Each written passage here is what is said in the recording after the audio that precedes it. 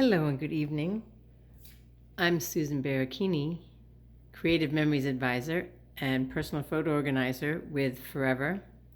And my idea tonight is how to cut an entire sheet of paper using the Creative Memories Circle Cutter so that you have numerous circles to work with your pages. What I really like is you could mat these and you can mix these with plenty of solids that are in here. So I'm going to show you how with the before. This is the after. The before is a 12 by 12 piece of paper, cardstock. Well, actually, this is designer paper. This is actually cardstock weight. It's a former Our Memories for Life paper, so it's a little bit heavier cardstock than the Creative Memories current designer paper. So I'm going to take my circles.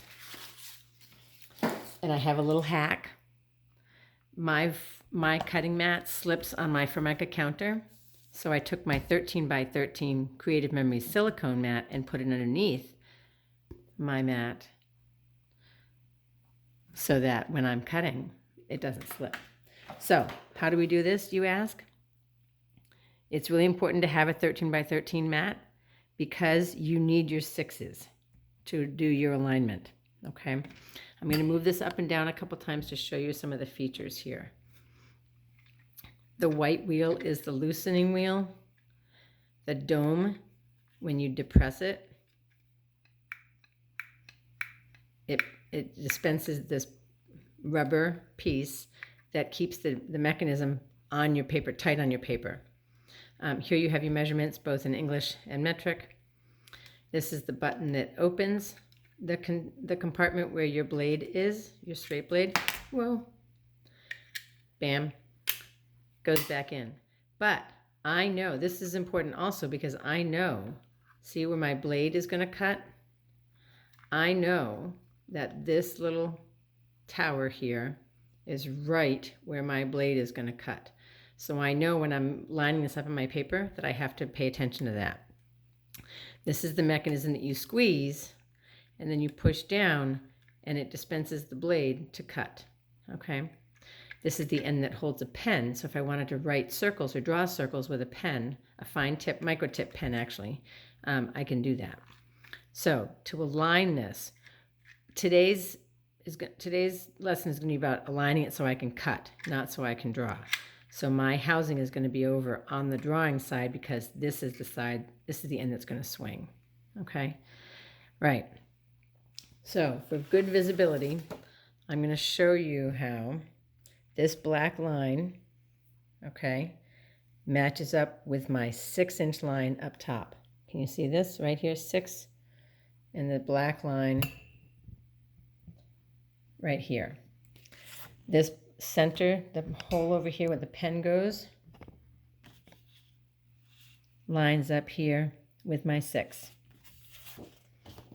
Down here on the bottom, I am south a little, my paper's south a little bit.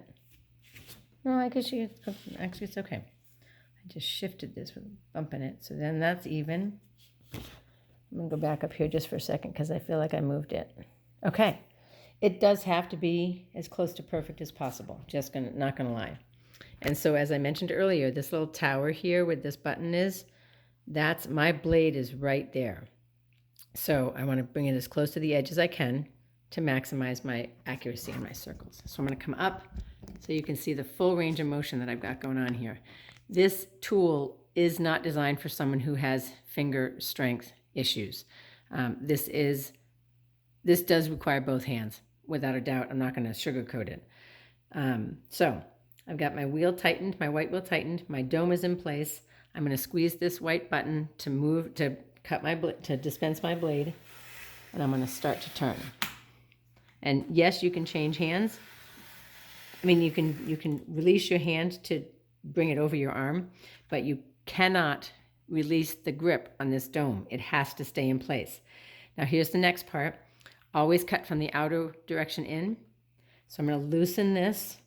You can set this any motion you want. I mean, any distance you want when you are cutting. So I'm going to go, I'm not measuring it. You can measure it. I know that plenty of my customers will measure because They love exactness. I'm simply showing you how to cut and how to use this. So I'm working relatively quickly. So I'm going to slide it in just a little bit because I do like the 1/2 inch to 1/4 inch rings. I just feel like that makes a great distance. As you can see in my others, I stayed pretty true, and I winged it. I didn't look at the measurement. I like irregularity, but that's just me. I mean, asymmetry, I should say. Maybe that's a better word for it.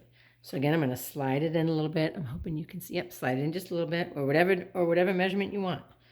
And then again, push down. I have not released my left hand. It is holding the dome in place, and that keeps my pattern right in the center of my circle.